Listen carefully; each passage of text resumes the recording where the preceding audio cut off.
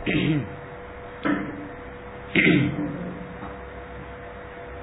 2, verses 1 to 10.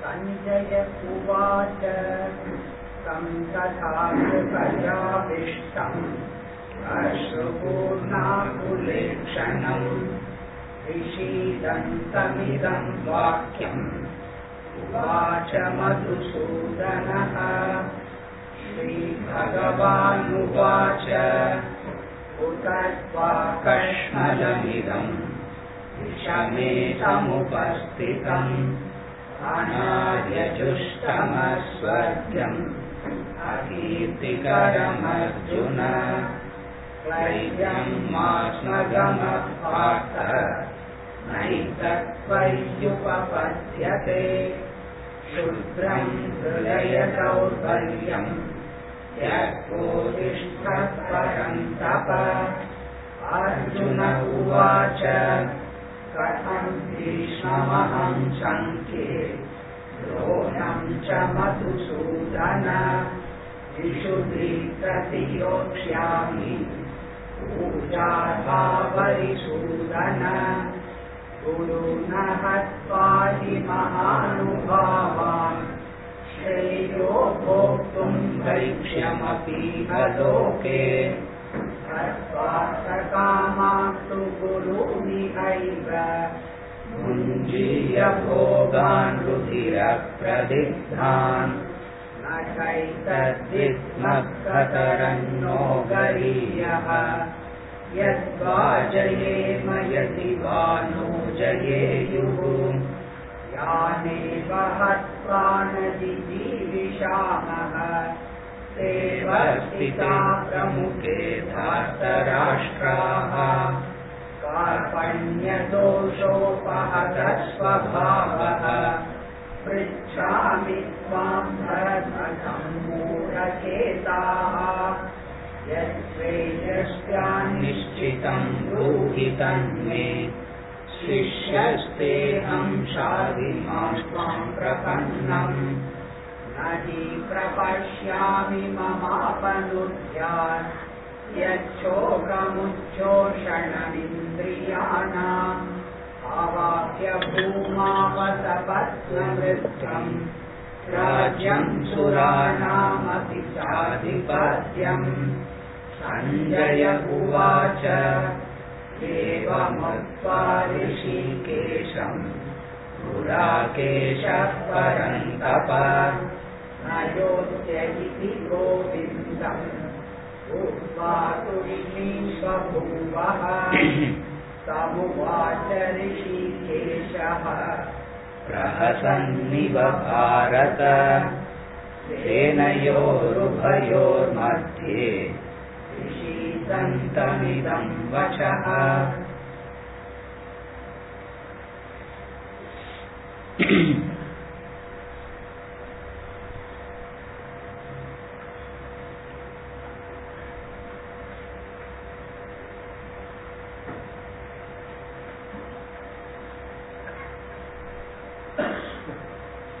A very interesting question.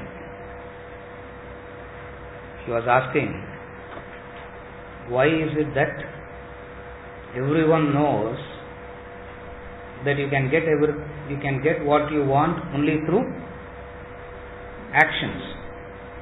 You can't get anything without performing action. So you have to act. On the one side, everyone knows that.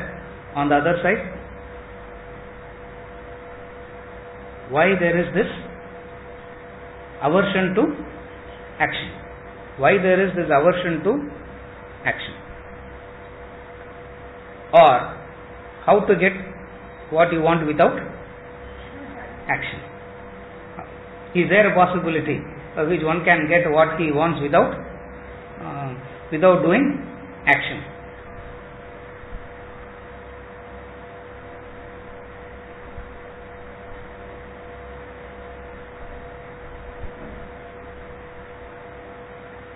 A human being has a basic aversion to action. There is always a basic aversion to action, because action involves effort. action involves effort. Therefore, there is a fundamental aversion to action. So what humanity started doing? Anyway, we have to act, but at least let us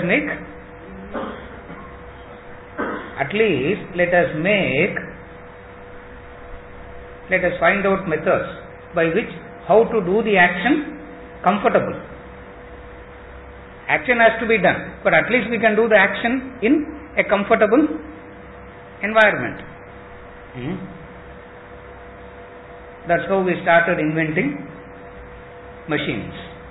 We started inventing machines for the purpose of making action comfortable. That's not how it is explained to you. That's not how you also believe. You think it is more an efficient way of functioning. Instead of saying, I want to make the action comfortable so that I can quickly move to inaction, the mind says, this is how efficiency can be brought in. How do you understand efficiency in action? The resources consumed versus the intensity of the effort and the result that is produced. A man doesn't have anything. Creates a 100 crore business. From 100 crore, even if you don't do any mistake and just stay quiet, that 100 will become 150 all by itself because of the sheer momentum that has already started. So, compared to this man and this man, who do you think is more efficient? 0 to 100. Number 1. Number 2, the very efficiency in action from 0 to 100 or 100 to 150. Obviously, sir, 0 to 100. What brings motivation to that person? The intensity of motivation versus the intensity of motivation to the other. There is a difference in motivation levels. There is a difference in energy levels. Everything there is a difference. Differences because of what? When comfort level increases, efficiency in action drops. Take it or leave it, it's a law. That's where in tapas, they say, tapas is how to increase the efficiency of action by consuming less, keeping the comfort level less and still bring efficiency into action. Exactly the opposite is, there is a fundamental aversion to action, but anyway you can't get what you want without acting. Might as well do what? How to make actions comfortable.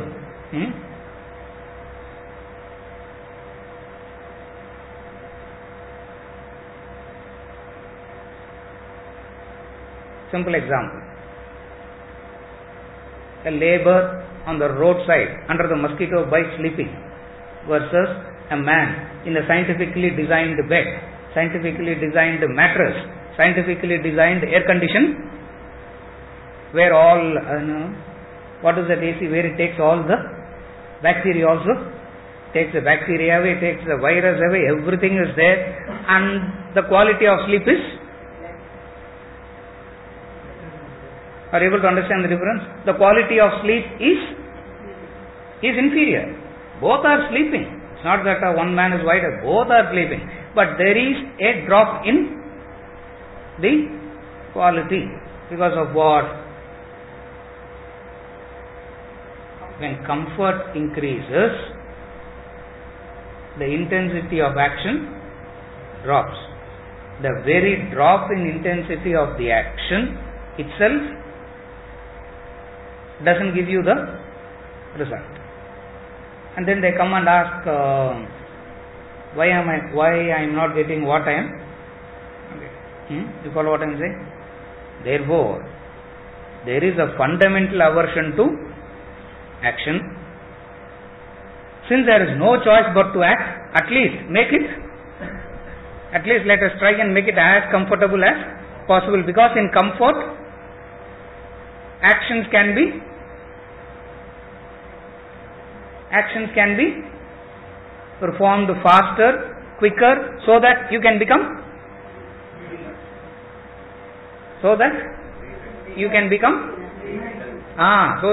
inactive again. Because the starting point of it is what? The starting point is always one of a constant aversion to action. And why you need that aversion? Why there is an aversion? Because of why there is an aversion? Why there is an aversion? Effort. Why effort is very painful? Always want to be comfortable. Going in vicious cycles now. Why there is an aversion to effort?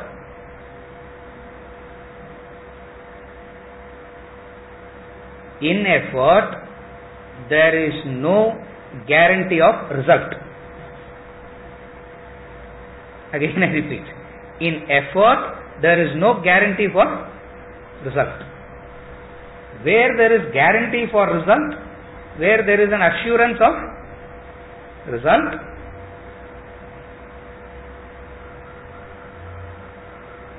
so much of enthusiasm. Are you able to follow? The guarantee for, because a human being is interested in action because of the fruit it gives. This is the crux. No human being is interested in action per se. Interested in action because of the fruit it produces. If the fruit comes to you and you don't have to act, no human being will get up and act. Is it okay till now? And life says inaction is impossible. Life says inaction is impossible. Because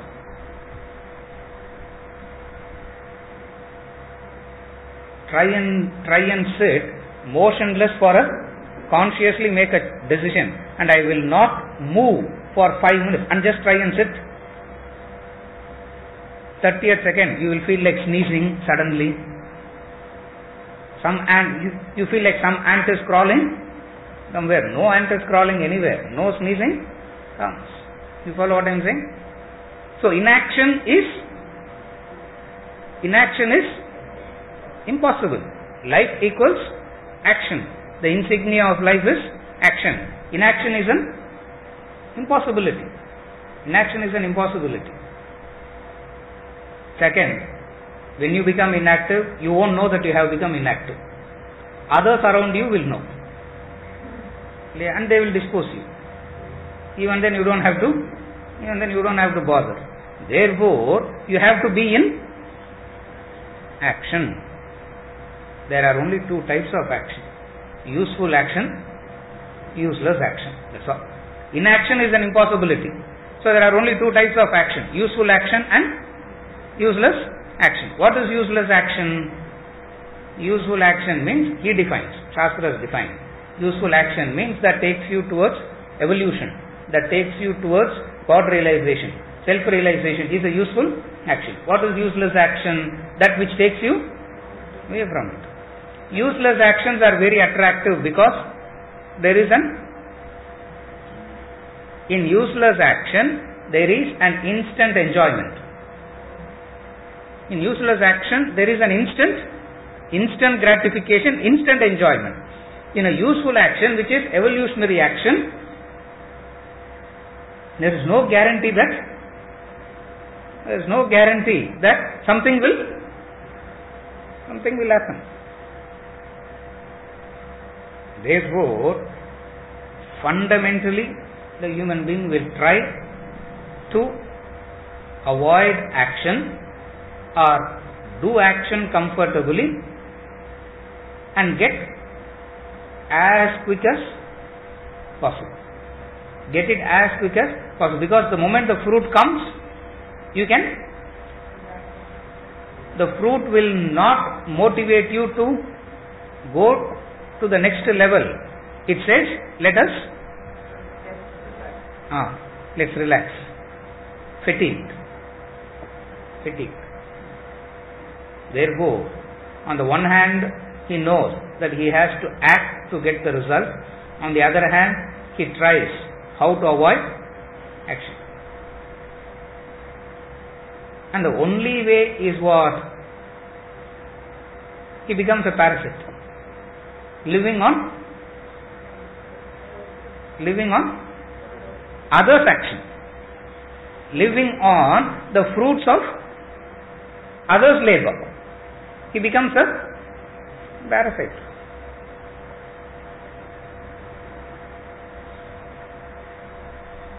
No sense of shame at all. Some self-pride, some self-esteem, some self-pride. That fellow will not want to be a parasite. But then, living on the fruits of others' labor. Or at least, I have surrendered to God. He will do everything for me. No. Somewhere down the line, whatsoever the method you try, the focus is only one. What? Avoid action. Avoid action. On the other hand, the law of life says, you get only through action. Lastly, understand it from this angle. That which is a product of your action only stays with you. That which is not the product of your action, how much ever you try, it will slip. It will slip away, because it's not a product of your action. Therefore, they say, since you want it, might as well act. Because what stays with you?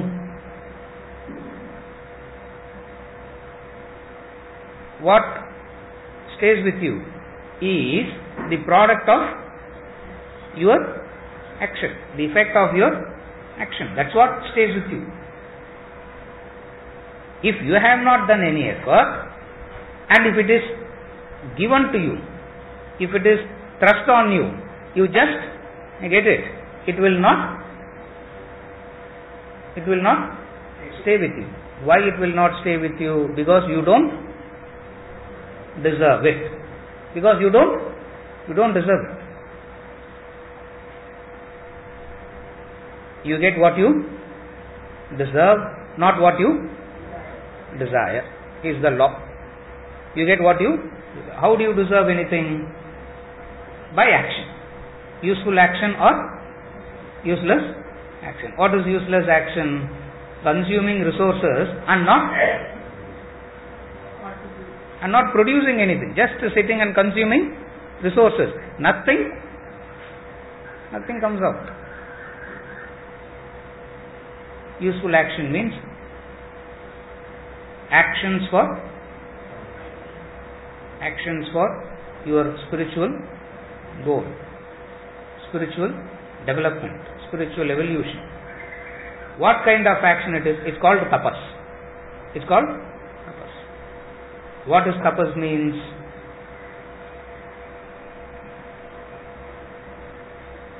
A simple example I'll give you, will understand.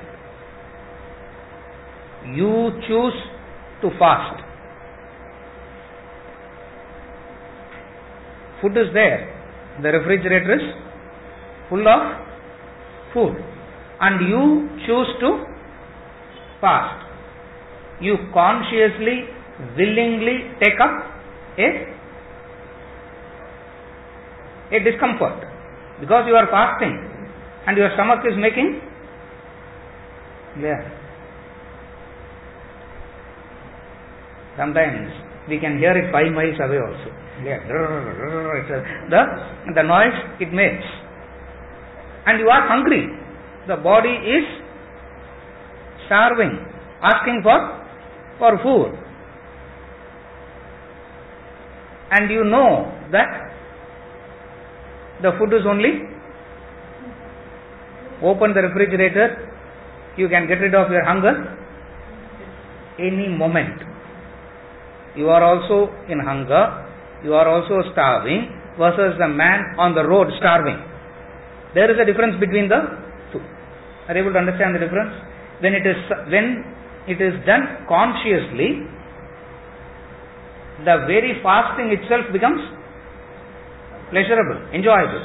When it is forced on you, it's very uncomfortable, very painful. What is tapas? You willingly take up. You willingly take up and you do it. Seriya?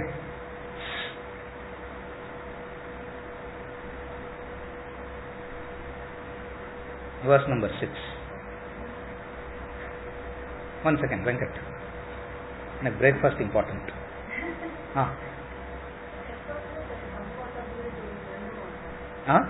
Effortless. Effortless action and comfort are two separate entities. Effortless action is an action that is driven by inspiration and the intensity is retained irrespective of what's happening outside. That is effortless action. Again I repeat, effortless action is an action which is driven by inspiration. And that inspiration sustains the action irrespective of what is happening outside. That is what we call as, in Vedanta, that's what is called as effortless action. Versus comfort. Comfort means, if I have to do these actions, minimum things is needed, no sir. At least minimum I need, no. What? At least minimum I need over 5,000 square feet house. Minimum I need this. Minimum I need this. This is, the doing itself is dependent on factors other than your inspiration. Effortless action means your action is dependent only upon your inspiration, and that's it. What drives you to act is your inspiration, irrespective of what is happening outside. So there is a difference. So what we call as effortless action is action driven by inspiration. Since inspiration is inside of you, nothing can disturb, which is entirely different from a comfort. What I meant as comfort is to do an action I demand.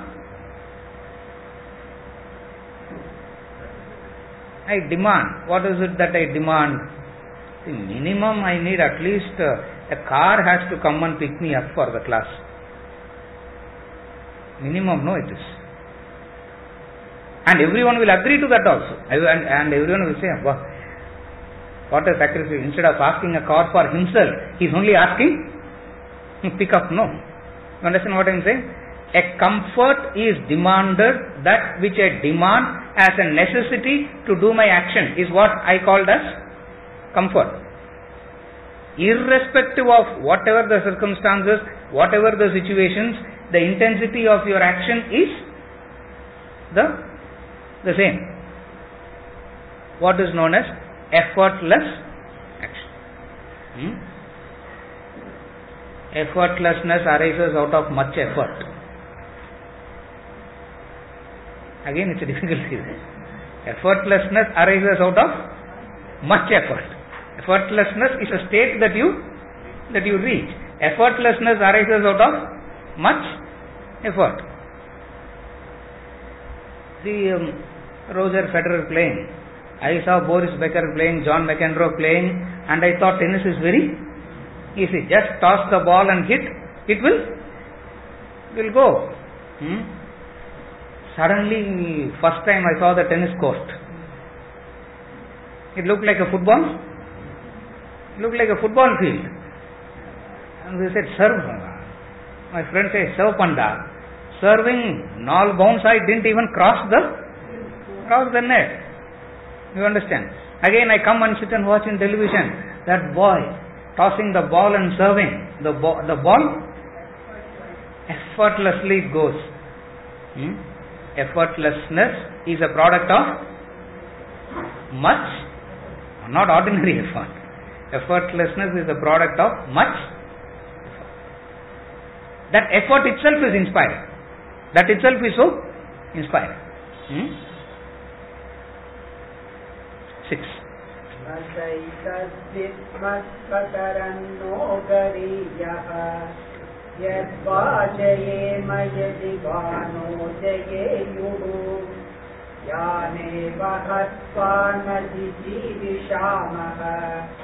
देवस्थिता प्रमुखे धार्तराष्ट्राः न चैतद्विद्मः no गरीयः यद्वाजयेम यदि वानो जयेयुः यानेव हत्वा न जिजीविषामः देवस्थिता प्रमुखे धार्तराष्ट्राः. Nor do we know which is better for us, that we should conquer them or they should conquer us. The very sons of Dhritarashtra, whom having slain we do not wish to live, stand facing us. End of the monologue. Arjuna started showing signs of fatigue. After the entire discourse, he is saying, I don't know, sir. After saying everything is coming. What? The first sign of intellectual fatigue. Nor do we know which is better for us. Plurality, he is taking Krishna also. We do not know, no. Say, I do not know. Why do you have to say we and add Krishna also? And he has added Krishna also, comfortably. Nor do we know what is better for us. That, what is the confusion? They should conquer us or we should conquer them. Tell us the result of the war, no Krishna, so that I can fight better. That's what he is saying. Because he is getting into action. Please understand, we know the climax. We read Bhagavad Gita after knowing the climax. What is the climax? Pandavas won, Kauravas lost. We know all the climax. And then, now what you should understand is, Arjuna is at the first day of the battlefield, not knowing what direction the war is going to take.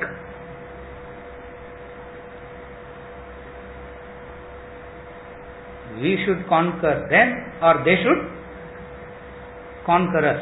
I do not know. But the very sons of Dhritarashtra standing in front of me, I want to kill them. But again, killing them, I would have killed my own kith and kin, and then I will not wish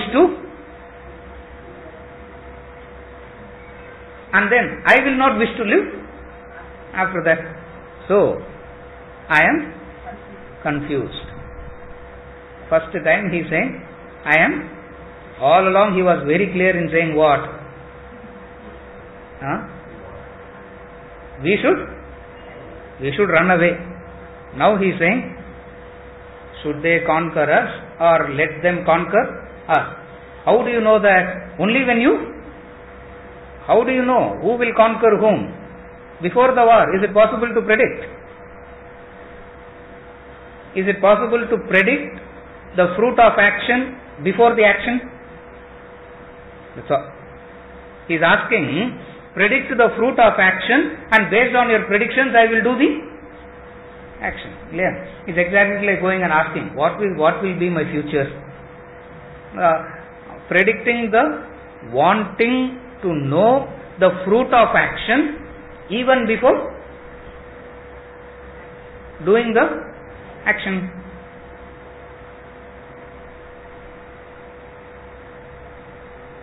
Will I live a happy married life? We will know only after you get married. Before that, how can you predict?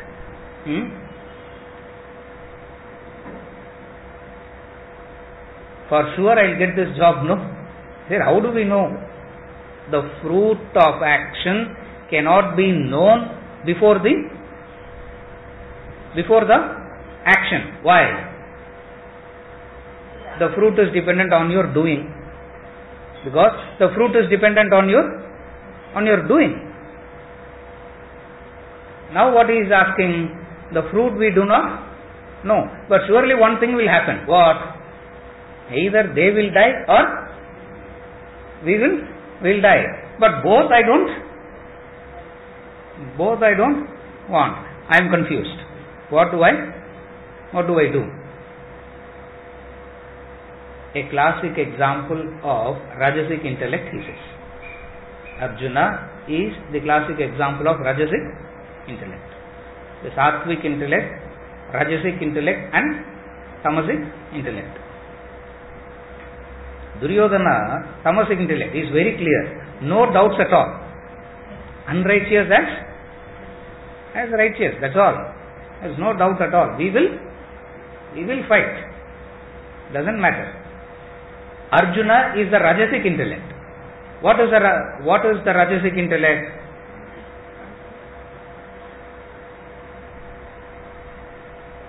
What looks right half an hour back looks wrong now. What looks wrong now looks right after some time. At the end of the day you are confused, not knowing what is right and what is wrong. This is Rajasic intellect. Sattvic intellect again has no. We don't have a difficulty in Sattvic intellect at all. Krishna is Sattvic intellect. What is the Sattvic intellect? That which ought to be done, it has to be full stop. Since you have to do it, might as well do it. Might as well do it sincerely. Because anyway it has to be done. Why do it? Opposite of sincerity is? Opposite of sincerity is what? Lethargy. Opposite of sincerity is? Hypocrisy. Sincerity, opposite is? Insincerity. We do not know the opposite. Doing action half-heartedly. Doing it, not interested doing it, but I have to do it because I have no other irritation, frustration, cursing yourself or cursing everyone around and doing versus it ought to be done, might as well do it. Sattvic intellect. Rajasic intellect is a confused intellect. What is the confused intellect? The confused intellect will straight away, it will not say, I don't know, please tell me. It will not say that. It will give one long discourse it will give. One long monologue it will give, and then finally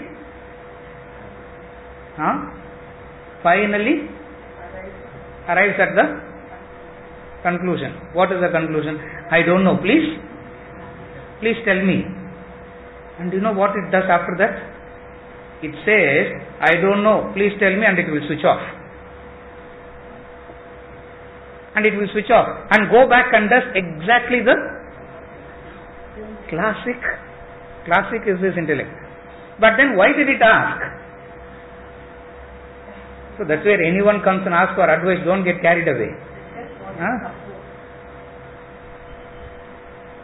What has happened there? What has happened? Fatigue. That's all. Just fatigued. In fatigue, what do? Out of fatigue you cannot.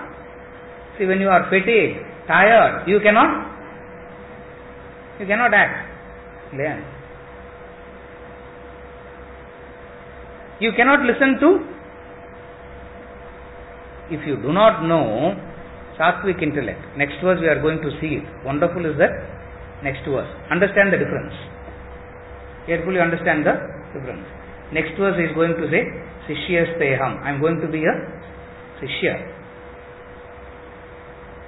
What is very important in Bhagavad Gita to understand it is, what is the Sishya? What it is to be a Sishya.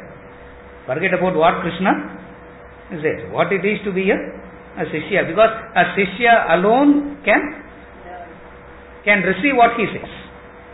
Sishya alone can. Exactly the opposite of it is, the Arjuna is giving a long monologue, a long one-sided way of saying what he wanted to say. Why? Rajas creates this.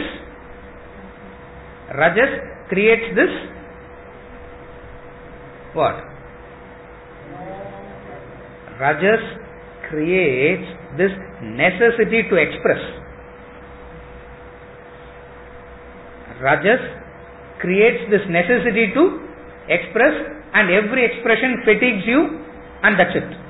Nothing will come out of it. That's why people come, express, talk, you say something, and they go on to exactly the process. It's a classic, it is. Are you able to understand? Rajas has this inherent necessity to express, and that very expression itself is, all that it needs is what? To express. After expression, gets tired, gets fatigued, and then switches off. Fortunately, Arjuna becomes a Sishya. Fortunately, he turned into a Sishya. Then the conversation started. Understand this. There was a long one-sided talk from Arjuna, because he didn't turn into a Sishya. The moment he turned into a Sishya, conversation started. Proper Gita starts. Verse number 11. Chapter 2 onwards, proper Gita starts. Then only the conversation starts. Verse number 7.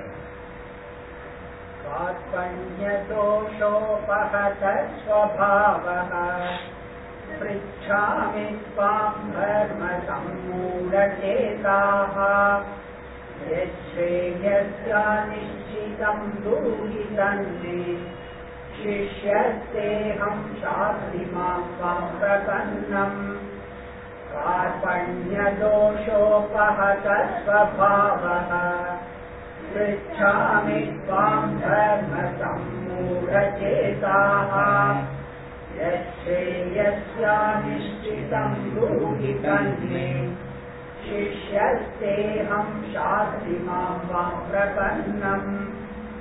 My nature is overpowered by the taint of pity.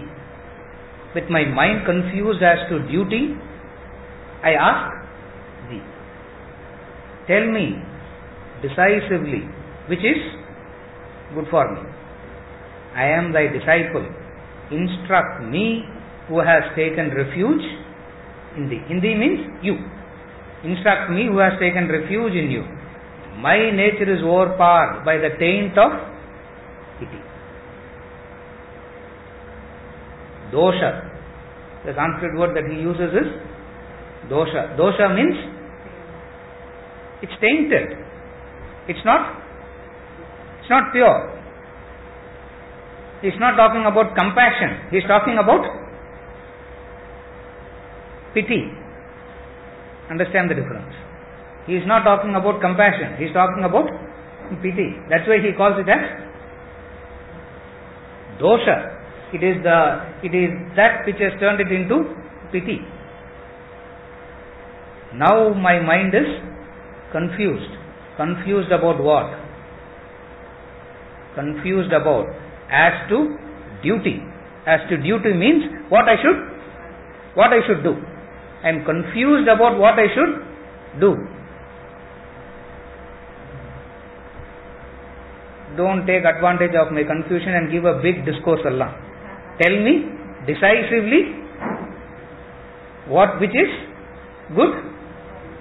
Tell me decisively which is good for me. I am your disciple, Shishya. Instruct me who has taken refuge in thee. Shishya is one who is ready for Siksha, correction. Shishya means ready for correction. An attitude of willing to correct. Willing to correct implies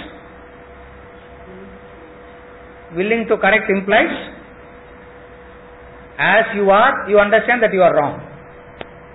Where you are, you understand that you are wrong. Where you are, you understand that you are ignorant, and now you are seeking correction. That's the difference between a listener and a Shishya. Listener also listens. He also, with all sincerity, he will come and listen, see what he can get out of it, and leaves. Shishya also comes. What is the difference?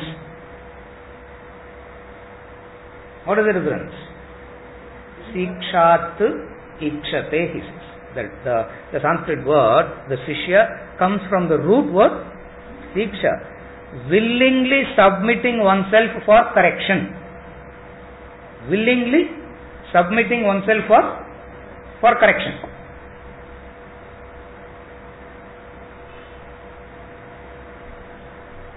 You can get audiences, but Shishya you don't get. He keeps on saying, audiences is always there. Listeners can be in plenty, but Shishya, one or two alone you will. One or two. What is the difference?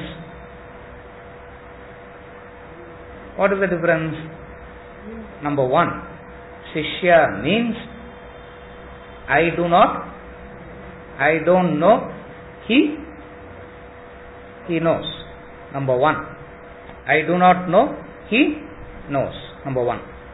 Number two, Shishya means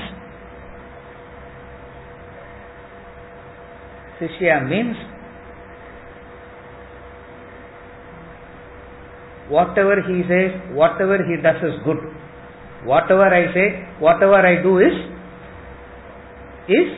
wrong. Number three, Shishya means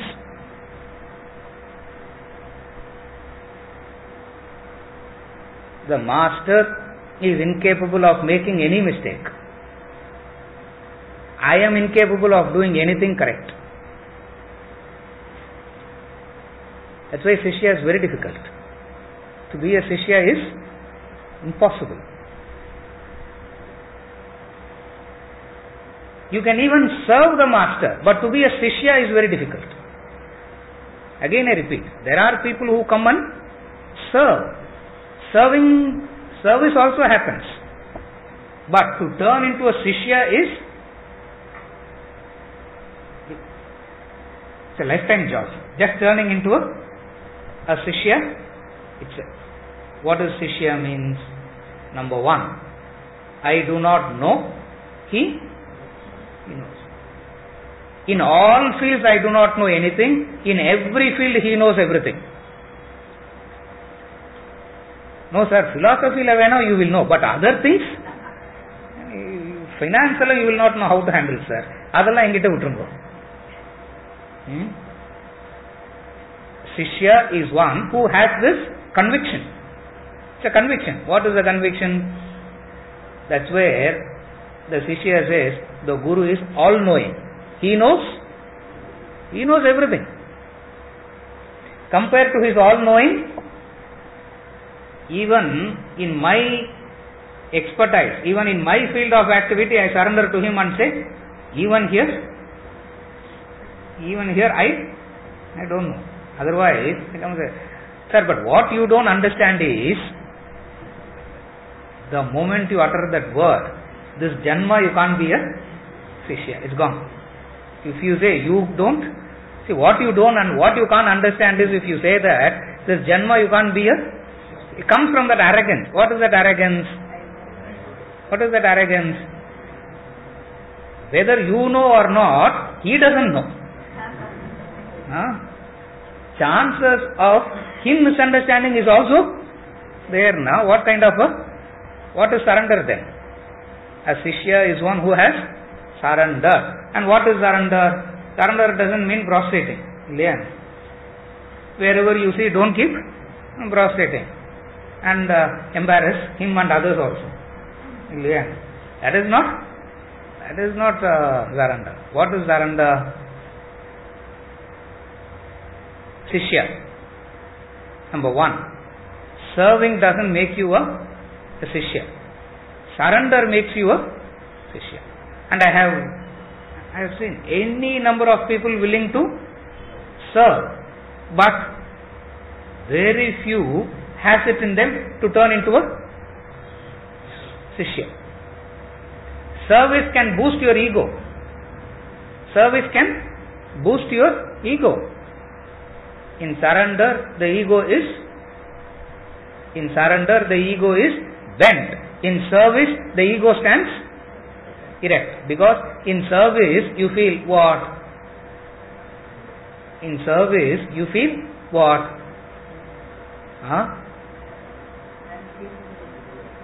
In service,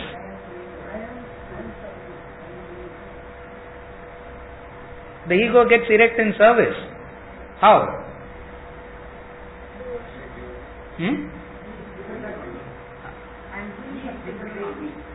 Correct.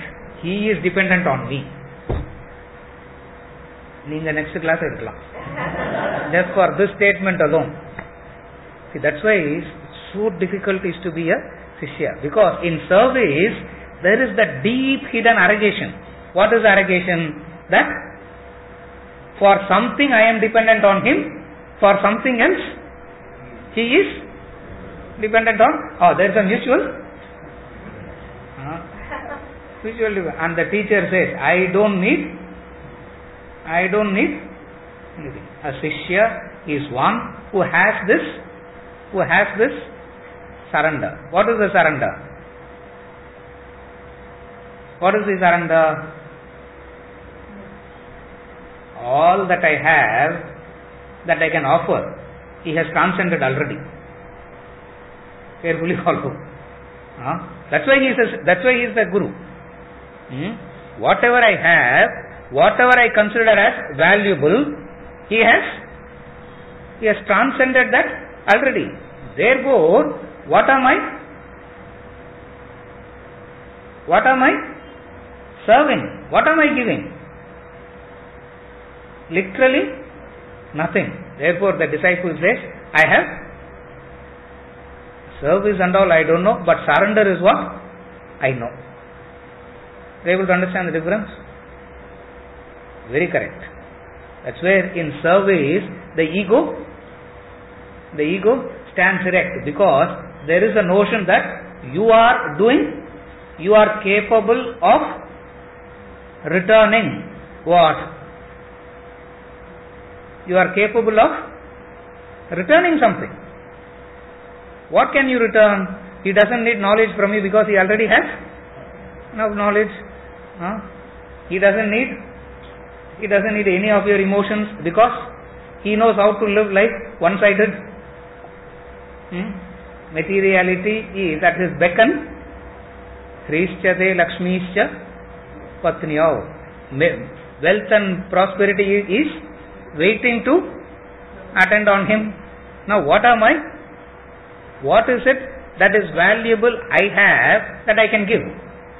Therefore, a Shishya is one who thinks in terms of surrender, not in terms of service. In surrender you will serve. Minus surrender also you can serve. That's what I am trying to differentiate. Minus surrender also you can serve. With surrender you might end up serving. But qualitatively both are different. Able to follow the difference? Qualitatively both are different. Straight away I can serve. I can serve after surrender. Service that comes after surrender is what is known as a Shishya. A Shishya. Number 2, what makes a person a Shishya? He is all-knowing. He is all-knowing. The capabilities of his knowing knows no limits. The capabilities of his knowing knows no limits. Compared to my knowing. Through what I know? Anything I know only through the equipment. The body, the mind, the intellect. And the body, mind and intellect are not capable of knowing anything direct. It's always indirect. He knows something he knows something which has transcended all instruments of knowledge. Therefore, the Shishya has this attitude. The third thing about Shishya is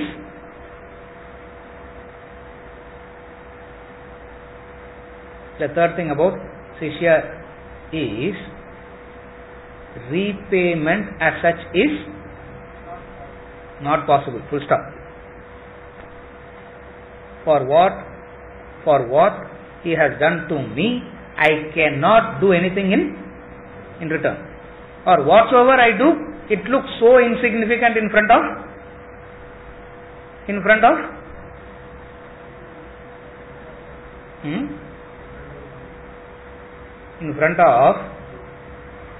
what I am receiving from him. That's the comparison. What I give is so insignificant. He is so immaterial. The very fact that he is a teacher means he has transcended all that. Or if he has not transcended that, and if he has a value means, then he is not a teacher. Then you are surrendering to a person who is interested in. Then you are surrendering to a person who is interested in some kind of a transaction. I give you knowledge, you give me this in return. So we have a very good association, relationship. A guru is one who, it has got nothing to do with the guru. A Shishya is one who has understood his limitations, incapacity. Out of the understanding of his limitations and incapacity, he is in constant search, thirst for. He is in constant search, a thirst for one who knows. In Yoga Vasishtha, Rama asked this question: is there anyone who knows it? Don't give me any textbook. Don't give me any textbook answer. Yeah. 3 varsham course padichittu vandallam, don't give answers. I want a direct answer. Is there anyone who knows it? Vivekananda went and asked, do you know it or not? Don't give me textbook answers, because he is ready to He is ready to risk everything. He is ready to risk everything. He is not assessing the teacher. He is not assessing the guru. That's not what he is doing. What is he doing? He is expressing his willingness. What is the willingness? Willingness to risk. Willingness to risk everything. Risk all that gives comfort to you. Risk all that you call as yours. Risk everything that is known to you for what? For that one thing. Exactly the opposite of it is what?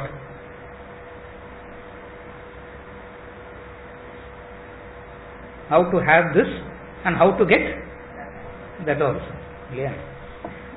How to balance that, because today we should know how to, because these are the days of balancing everything, isn't it? We should know how to work-life balance. I don't know, whatever balance is. Whatever that today, because we think it has to be balanced. And Ramatirtha says, you can't serve two masters at the same time. You can serve either Satan or God. You can't serve two masters at the same time. You can't sail in two boats at the same time. And two boats are going in opposite directions. How can you sail? If you sail, you will end up you will end up drowned. You. A Shishya. And he says, I have surrendered. Krishna, instruct me who has taken refuge in you. I have surrendered to you.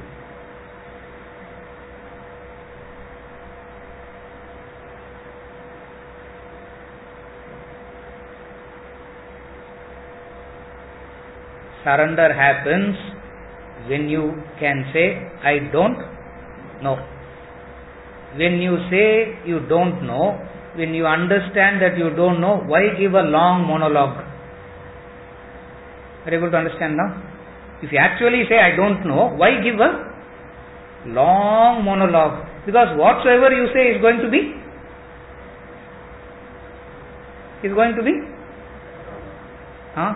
wrong only. So why waste his time also? Say it away.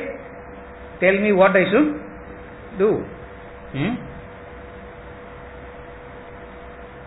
And not going back and doing exactly what you want to do. Not going back and doing exactly what you want to do. How do you understand that? How do you understand that? A Shishya is one who has come to stay put. Lastly, please understand the difference. A Shishya is one who has come to stay put, not to leave. If I leave enlightened. If not, I stay put. He is a Shishya. Are you able to understand the difference? We come with the plans of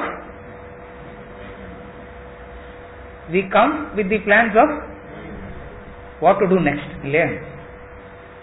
What to do next. First, enga sir breakfast polam. Mahamudra. Adana pakatla. What a wonderful name. Mahamudra is a restaurant. Even before the onward ticket is booked, return ticket confirm on only, I will say, sir, whether I am coming or not. A Shishya is one who comes to stay and not to leave. Not to leave. Because leaving means going back. Leaving means going back. Going back where?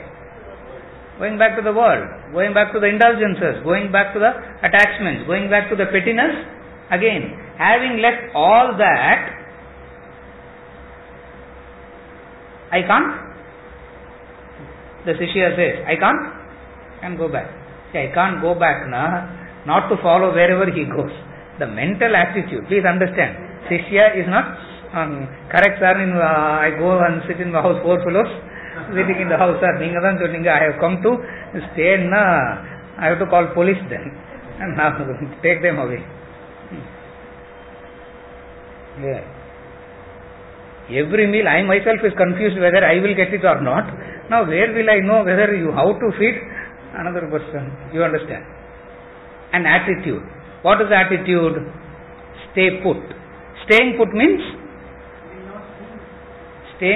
what? You don't have parallel sources of authority. There is only one source of authority for everything. That is staying put.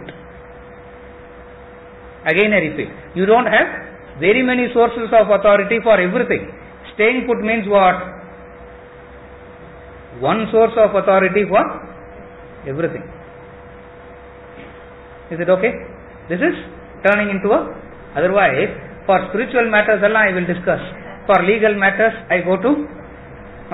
for financial matters, I go to my chartered accountant. I am not saying don't go or go. The attitude. One source of authority for everything. Okay, understand it like this. In Bhakti, you go to same God for everything, no? If you have a health problem, you go to same God. You have a financial problem, you will not go to another God, no? You go to one God for everything. Correct? Correct, then you go to one God for everything. You don't go to one God for one thing. It doesn't work.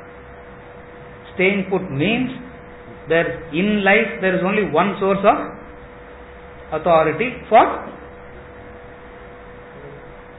everything. Very frightening to do that, because it means you have to leave everything. You have to leave everything behind. That's why it gets that much bigger. The last, Shishya, means the capacity to wait. Yes, surrender and wait. Yes. Waiting shows what? Waiting implies? Waiting implies your patience. Waiting, patience implies trust. Waiting, patience, trust implies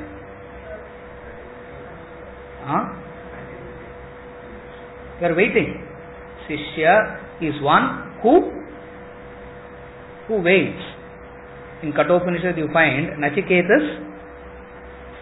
Nachiketas waiting. In the Mundaka Upanishad he says, Samitpani takes that and he is waiting. A Shishya is one who waiting implies what? Focus. Waiting implies focus. Waiting implies focus.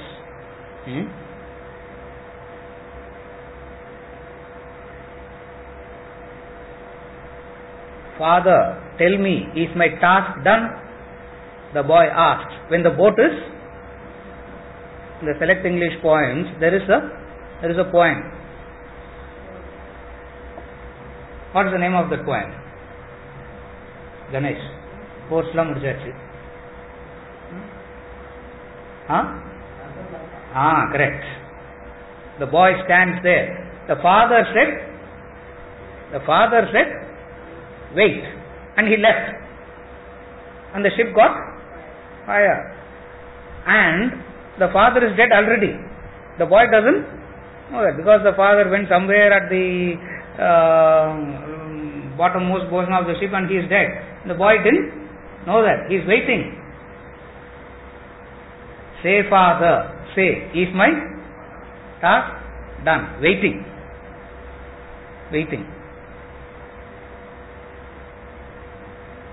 The most difficult aspect of being a Shishya is to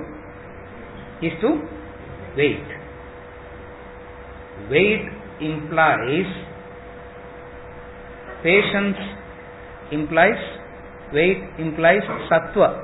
Impatience implies rajas. That feverishness. That feverishness. The last thing in terms of the Shishya is he waits. Having risked everything, automatically there will be a sense of restlessness, urgency, wanting to know. And the teacher says, wait. Ask me this question 1 year later. Upanishad. Boy has left everything, risked everything, and has come. The teacher says, ask me this question 1 year later. Abada, thank you. He can't come home and come the next year. In 1 year, wait. Another Upanishad. The boy said, I want to learn. He gave him 2 cows and said, take care of them and bring it after they became 1,000. Imagine for 2 things to become 1,000. He took. By and by, the 1,000 reached, the population reached 1,000. And the buffalo looked at him and said, we have become 1,000, we should go now. Because we are also anxious to know what he is going to teach you. We are also anxious to know. Let us go. So they all go. And as he sees the boy entering, the teacher jumps up from the seat, rushes to receive him, welcome him. Says, looks like you know already. Who taught you? Because as he was walking, he learnt everything. As he was walking, he learnt everything. And the teacher is asking, looks like you know already. Who taught you? The disciple falls at his feet and says, you taught me. You taught me. But then, please repeat it. Because it should come from your mouth. When it comes from your mouth, it's wonderful. Please teach me. One of the fascinating portions in Brihadaranyaka Upanishad, you will find it. And then the teacher starts teaching. And what the teacher teaches, and you should read that portion. You are not the body, you are not the mind, you are not the intellect, you are not the pranas, you are not the koshas. He goes on listing. You are not that, you are not that, you are not that. Oh, ivladana. This we know already, sir. All this we know already. Idhukku ivlo periya build up you gave. This we know already. A Shishya. Waiting, patience implies receptivity.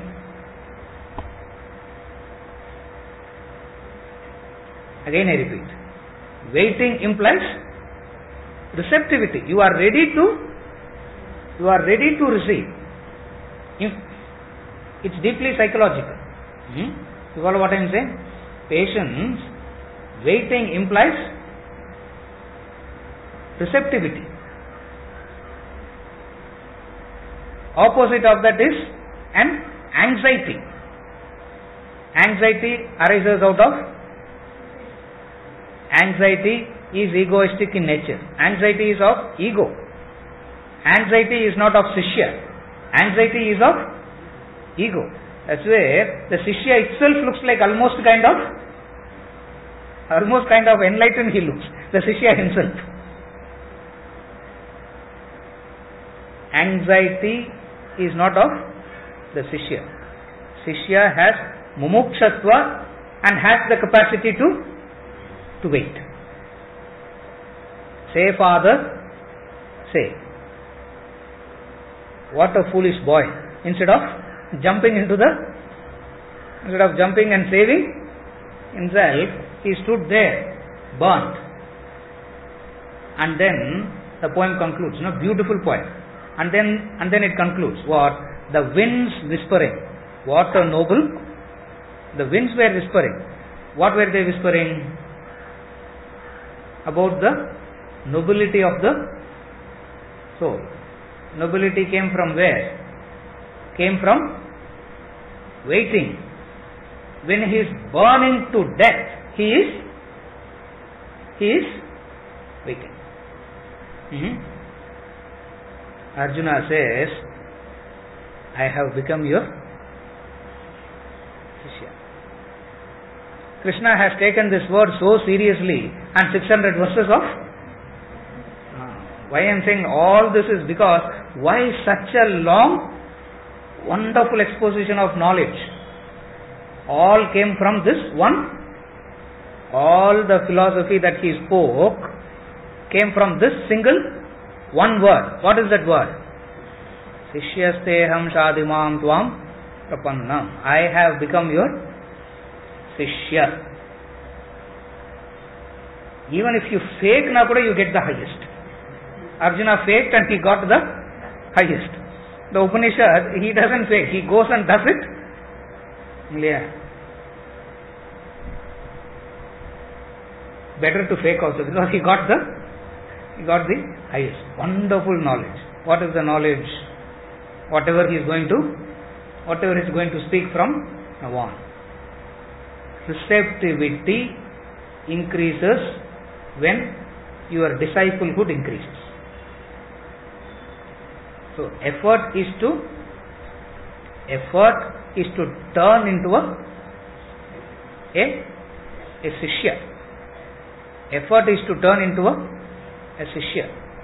Sishya is one who understands his incapacity. A Sishya is one who understands that he has only received but cannot be repaid. Gratitude is that. The moment you repay, there is no gratitude after that. It's done. Accounts are settled. What is gratitude then? What is gratitude then? What is Shraddha then? How much ever I give, how much ever I give, how much ever I serve, how much ever I do, that which has to be done is number 3.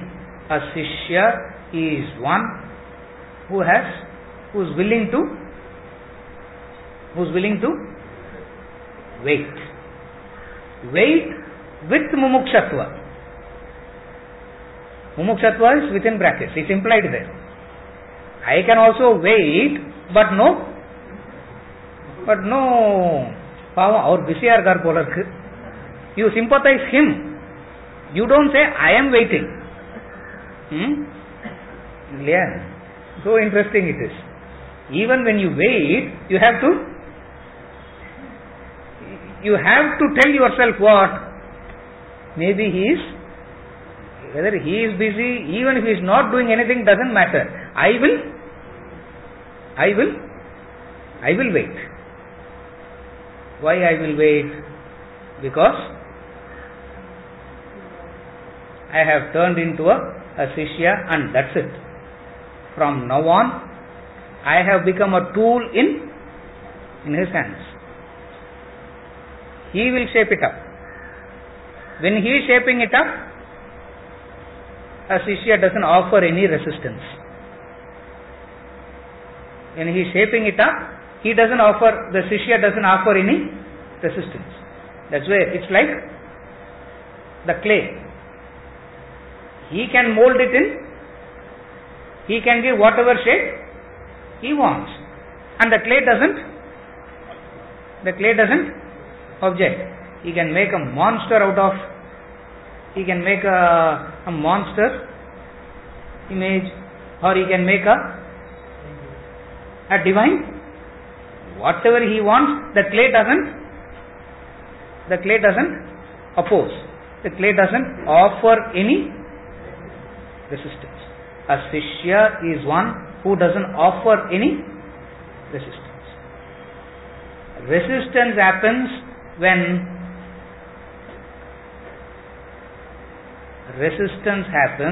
the authority is doubted.